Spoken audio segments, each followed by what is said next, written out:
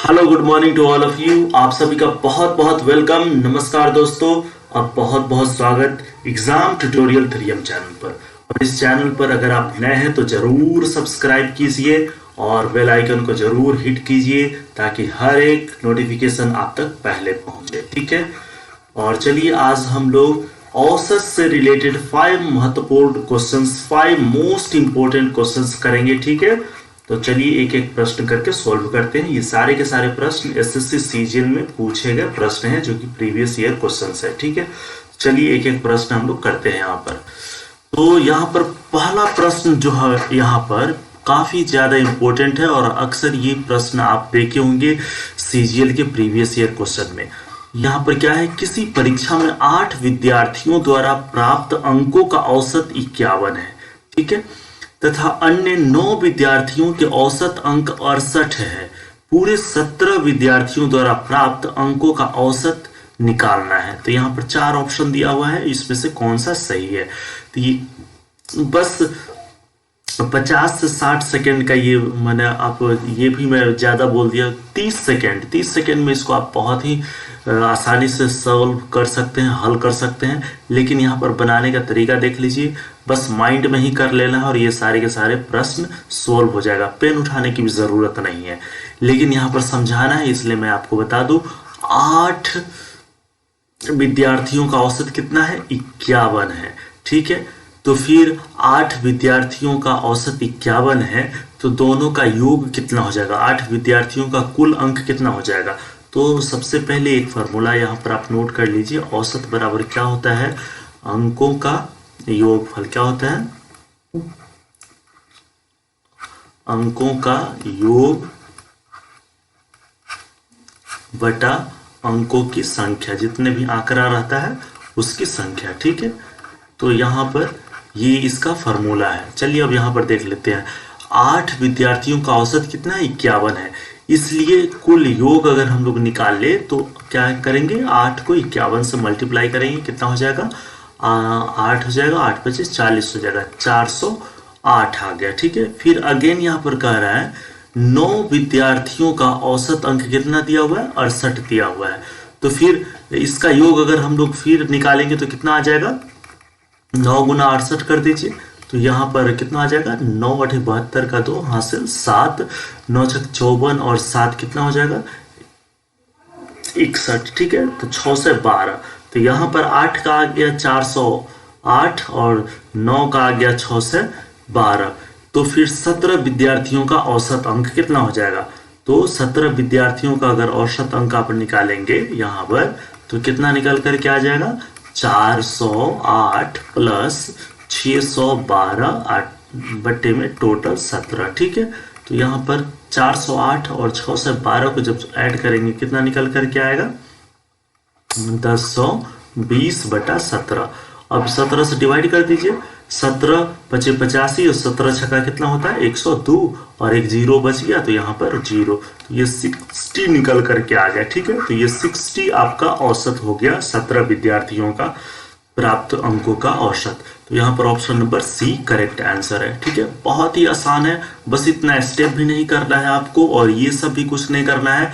बस माइंड यहाँ पर तो लगाना है कि 8 है और 8 और 51, तो दोनों को मल्टीप्लाई कर देना है, बस 408 आ जाएगा।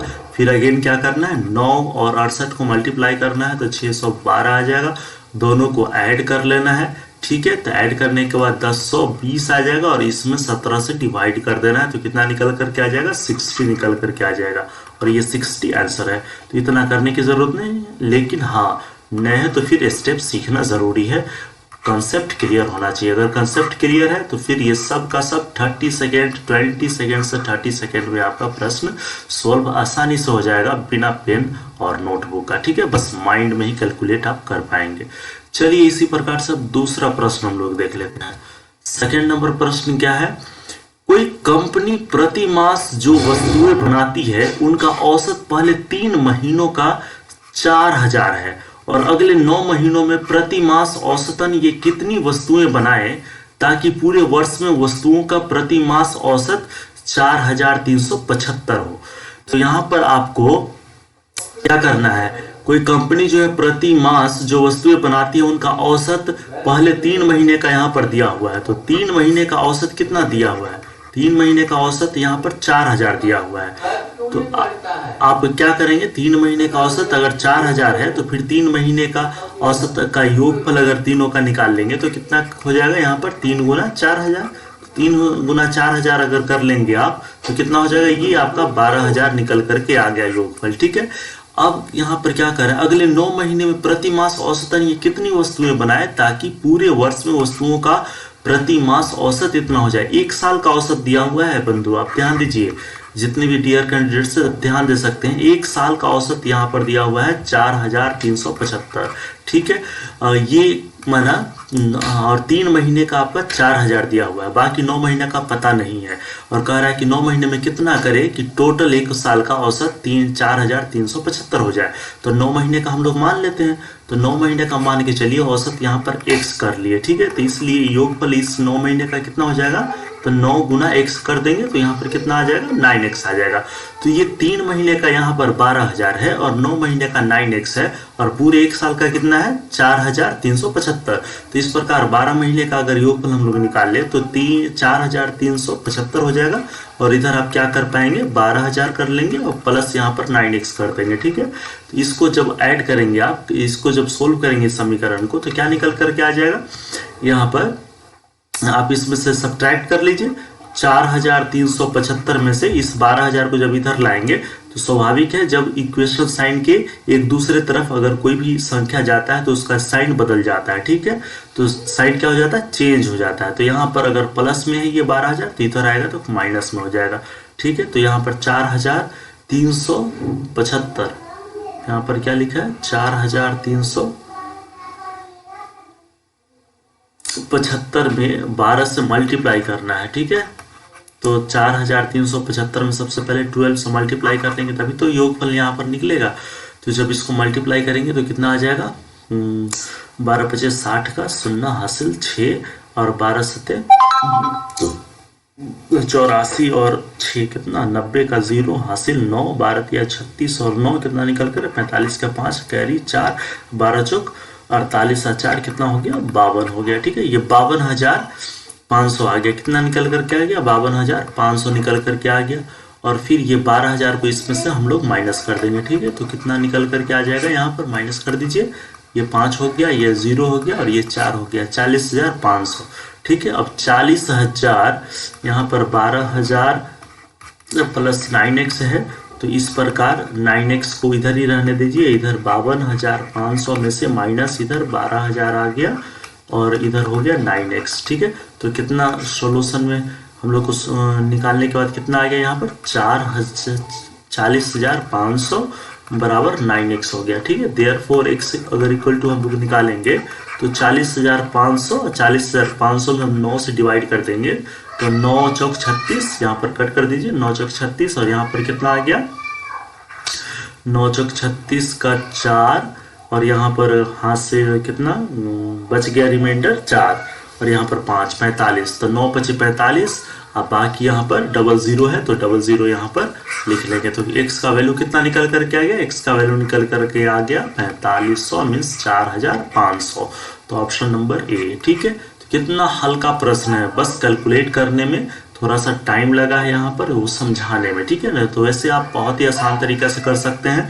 यह क्वेश्चन को भी, जितने भी 5 प्रश्न है ना, बिना पेन और नोटबुक आप कर सकते हैं, बिल्कुल माइंड में कर सकते हैं। लेकिन हाँ, आंकड़े अगर याद नहीं रह रहा है तो आप जरूर इसको नोट डाउन कर सकते हैं। जैसे कोई कंपनी प्रति मास यहाँ पर जो वस्तु बनाती है उसका औसत निकालना है, तो 3 महीने का औसत 4000 है और अगले 9 महीने का प्रति मास औसतन कितना है यह बताना है आपको। अगर 1 मास का औसत दिया हुआ है 4375, ठीक है, तो 12 महीने का औसत यहाँ पर 4375 दिया हुआ है और 3 मास का हमें पता है 4000 है, तो 9 महीने का क्या x मान लिए और इस प्रकार दोनों को ऐड करके और यहाँ पर 12 से मल्टीप्लाई करके और माइनस करके x का वैल्यू हम लोग डिवाइड करके निकाल दिए और इस प्रकार हम लोग का आंसर क्या आ गया 4500।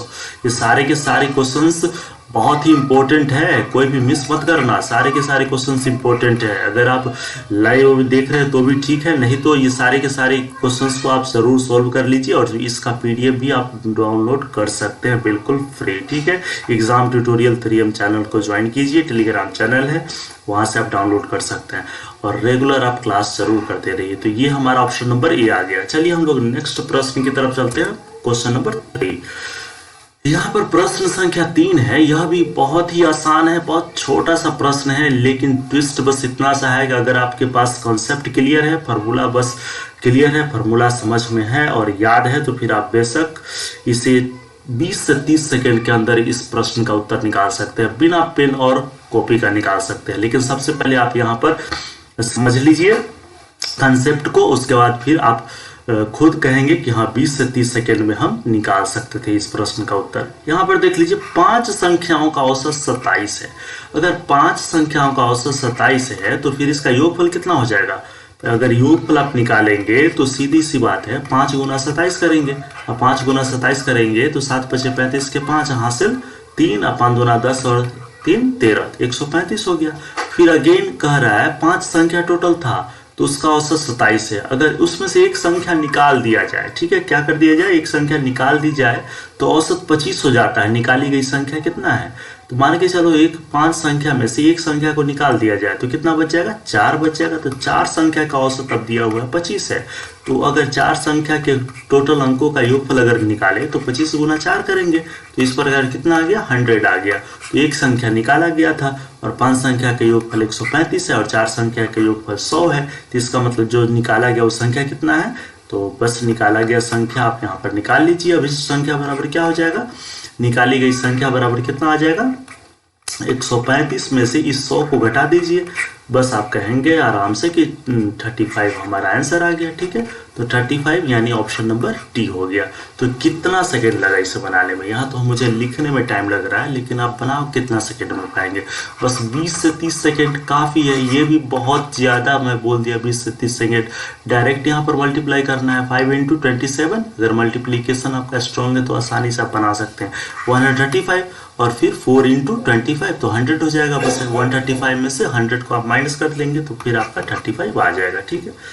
चलिए, अगर यह प्रश्न आपका क्लियर हो चुका हो तो फिर नेक्स्ट प्रश्न देख लीजिए, प्रश्न संख्या 4।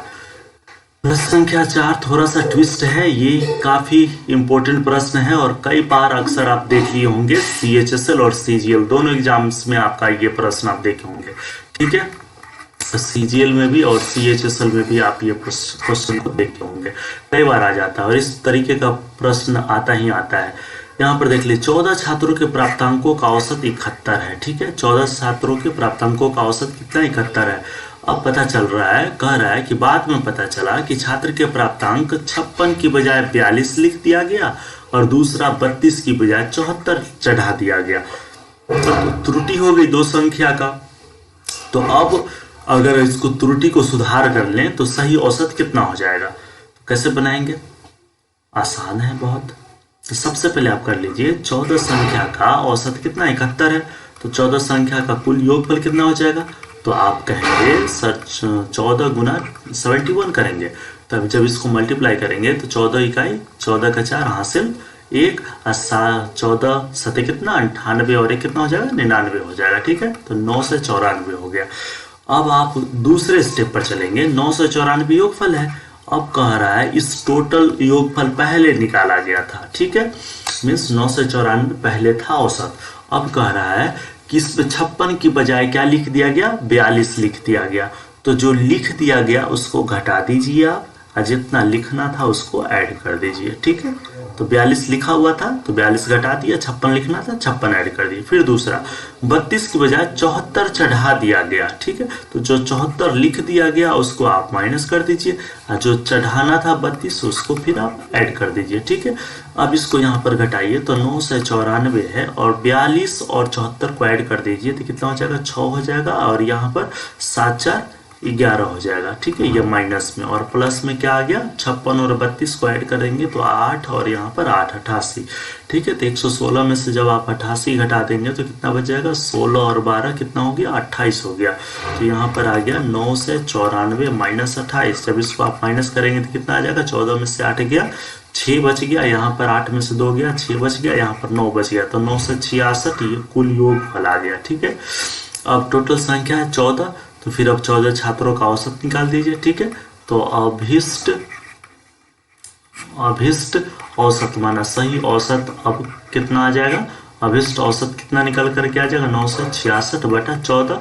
14 से जब इसमें डिवाइड करेंगे तो 14 छक 84 के 6, और यहाँ पर जब माइनस कर देंगे 84 12 और 6 कितना 126, तो 14 नंबर कितना होता है 126, मीन्स 69 69 हमारे पास आंसर आ गया। ठीक है, ऑप्शन नंबर सी हमारा राइट आंसर है। ठीक है, समझ में आ गया, कोई दिक्कत? चलिए फिर हम लोग नेक्स्ट प्रश्न देख लेते हैं। यहाँ पर प्रश्न संख्या 5 में देखते हैं क्या है। प्रश्न संख्या 5, यदि एक कक्षा में 30 किलोग्राम भार का छात्र चला जाए। ठीक है, एक कक्षा में कितने किलोग्राम का छात्र चला गया, 30 किलोग्राम का छात्र चला गया उस कक्षा में। ठीक है, अब कहा गया एक नया छात्र आ जाए, माने कक्षा से एक छात्र चला गया जिसका भार 30 किलोग्राम था, अब नया छात्र उसमें आ गया। ठीक है, मान के चलिए कक्षा है, बहुत सारा छात्र है और एक छात्र उसमें से निकल गया और इसका वजन 30 किलोग्राम था, और इसके जगह पर एक नया छात्र यहाँ पर आ गया। तो जो नया छात्र आ गया तो अब 20 छात्रों का औसत भार कितना बढ़ गया, 0.75 बढ़ गया। पहले 20 छात्रों का औसत जितना था वो उस लड़के को रहने पर जो 30 किलोग्राम वाला था, अब फिर ये निकल गया तो अब बढ़ गया। इसका मतलब है ये जो नया लड़का जो आया है उसका वजन 30 किलोग्राम से ज्यादा है, तभी तो औसत मान बढ़ गया सब पर। तो नए छात्र का भार किलोग्राम में ज्ञात करिए। तो अब क्या करेंगे, 30 किलोग्राम तो रहेगा ही, क्योंकि ये गया बढ़ गया, इसका मतलब 30 किलोग्राम से ज्यादा है। तो 30 किलोग्राम प्लस कितना बढ़ गया, कितना छात्र है, तो 20 छात्र है और 0.75 वजन बढ़ गया हर एक पर। तो यहाँ पर बस वही करेंगे, 20 गुना 0.75 से गुना करेंगे और 30 में जोड़ देंगे। तो 30 प्लस 2 से जब 0.75 में गुना करेंगे तो 15 आ गया। ठीक है, और एक 0 है और यहाँ पर दशमलव के 2 अंक बाद हम लोग दशमलव डालेंगे। ठीक है, तो फिर यहाँ पर 2 अंक बाद दशमलव डाल देंगे तो कितना हो जाएगा 15। तो 30 और 15 मिलकर के कितना आ गया 45 किलोग्राम। 45 किलोग्राम वजन है उस नए लड़के का। ठीक है, तो ऑप्शन नंबर सी हमारा सही उत्तर हो गया। तो इस प्रकार डियर स्टूडेंट्स, आपने आज के most 5 important questions of the previous year of SSC CGL आपने यहाँ पर देखा और सीखा। ठीक है, फिर इस तरीके से हर एक इम्पोर्टेंट क्वेश्चंस को हर एक इम्पोर्टेंट क्लास को देखने के लिए आप बने रहिए एग्जाम ट्यूटोरियल थ्रियम पर, और इसे अगर आप नए हैं तो जरूर सब्सक्राइब कीजिए। अगर आप को वीडियो अच्छी लगती है, क्लासेस अच्छी लगती है तो इसे लाइक भी कीजिए और अपने फ्रेंड सर्किल में इसे शेयर भी कीजिए। ठीक है, फिर हम लोग अगेन अगले क्लास में मिलेंगे, तब तक के लिए दिल से धन्यवाद।